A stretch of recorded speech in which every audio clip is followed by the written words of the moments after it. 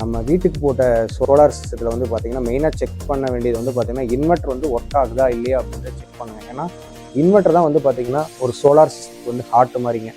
இந்த இன்வெர்ட்டர் வந்து ஒர்க் ஆகுதா இல்லையா அப்படின்றது செக் பண்ணுறதுக்கு வந்து பார்த்திங்கன்னா 3 விஷயம் நம்ம ஒரு 10 நாளைக்கு ஒருக்கா நம்ம வந்து செக் பண்ணணும். மெயினாக சோலார் இன்வெர்ட்டரில் வந்து பார்த்திங்கன்னா 3 விஷயம் தான் நம்ம செக் பண்ணுங்க. இப்போ எவ்வளோ கரண்ட் வந்து வந்துகிட்டு இருக்கு அப்படின்றத செக் பண்ணணும். அதுக்கப்புறம் வந்து பார்த்திங்கன்னா எவ்வளோ யூனிட் இன்னைக்கு ஜென்ரேஷன் ஆயிருக்கு அப்படின்றத செக் பண்ணணும். அதுக்கப்புறம் டோட்டலாக சோலார் வச்சதுலேருந்து எவ்வளோ யூனிட் வந்திருக்கு அப்படின்றத செக் பண்ணணும்.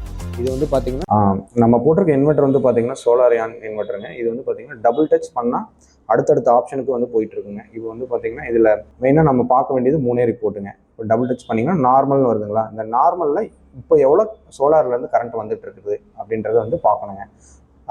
அதுக்கப்புறம் வந்து பார்த்தீங்கன்னா அடுத்த ஆப்ஷன் நீங்கள் டபுள் டச் பண்ணிக்கிட்டே வந்தீங்கன்னா டுடேல வந்து இப்போ காலையிலேருந்து இப்போ வரலாம் எவ்வளோ கரண்ட்டில் எவ்வளோ இன்னைக்கு வந்து கரண்ட் வந்திருக்கு அப்படின்றத நம்ம பார்த்துக்கலாம். கிலோவாட் ஹவர்ன்றது யூனிட்டுங்க. அடுத்து வந்து டோட்டல் வந்து பார்த்தீங்கன்னா சோலார் வச்சதுலேருந்து எவ்வளோ கரண்ட் வந்திருக்கு அப்படின்றத வந்து நம்ம செக் பண்ணிக்கலாம்.